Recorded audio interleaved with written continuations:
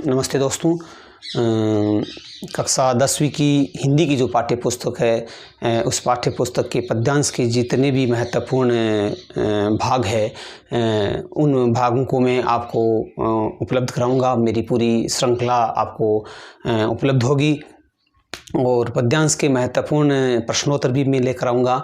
तो सर्वप्रथम मैं आपको बता दूं कि पहला जो पाठ है सूरदास, उस सूरदास से हम इसकी शुरुआत करते हैं।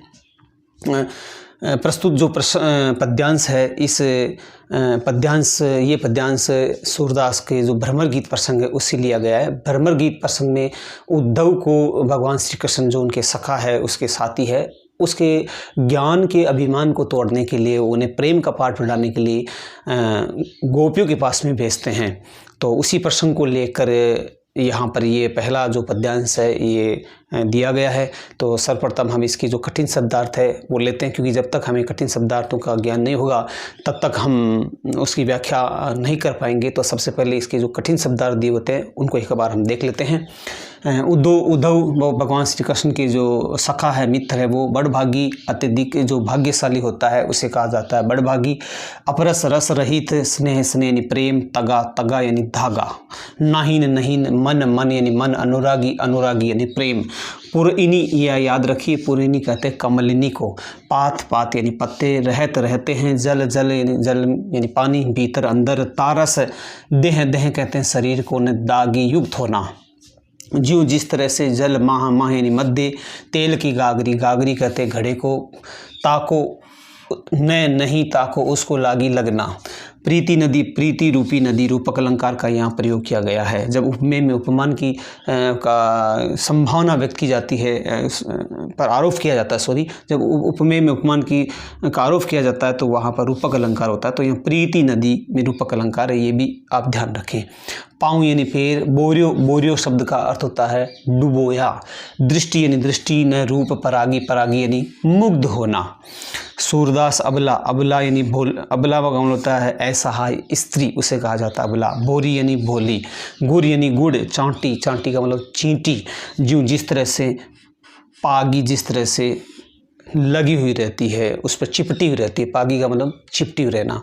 इसमें तीन चीज़ें विशेष रूप से आपको याद रखनी है कि ये जो पूरा पद्यांश है ये ब्रज भाषा का इसमें इस्तेमाल हुआ है।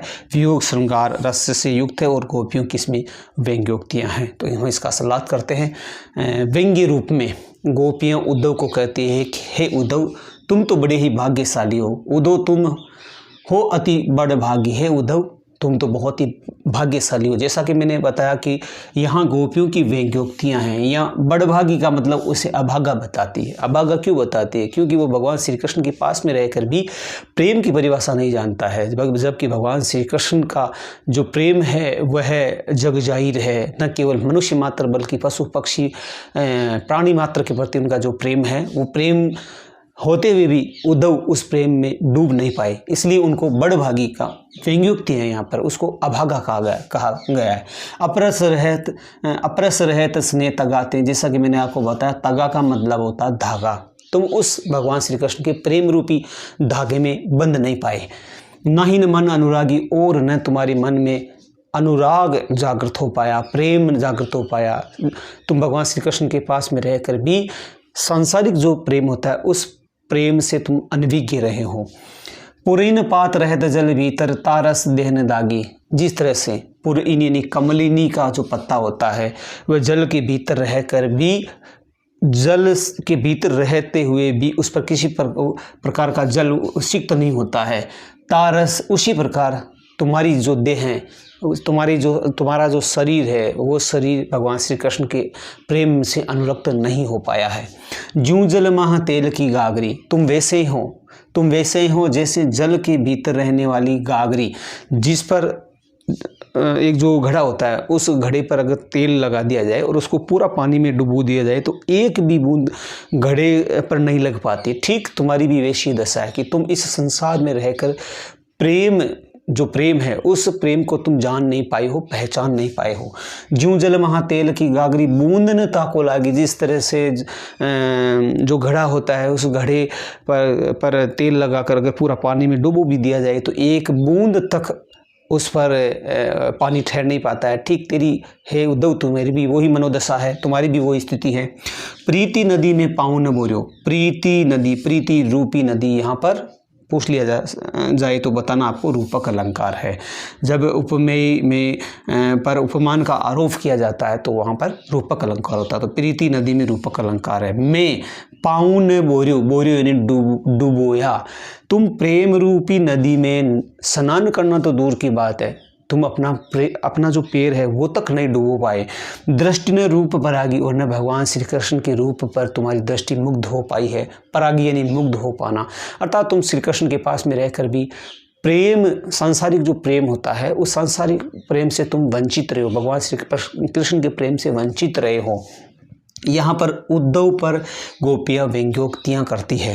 सूरदास अबला हम भोरी, सूरदास जी वर्णन करते हैं कि गोपियाँ कहती है कि हम तो अबला हैं, हम भोरी हैं, और हम तो भगवान श्री कृष्ण के प्रेम में उसी तरह से अनुरक्त है जैसे गुड़ चाटी जूं पगी हुई रहती है। जिस प्रकार गुड़ की मिठास को देखकर चींटियाँ उस गुड़ के चारों तरफ चिपट जाती है, वैसे ही हम भगवान श्री कृष्ण के प्रेम में चिपटी हुई है। इसीलिए तुम्हारा जो ज्ञान का जो संदेश है ये हमारी समझ से परे, ये किसी और को ही जाकर सुनाना।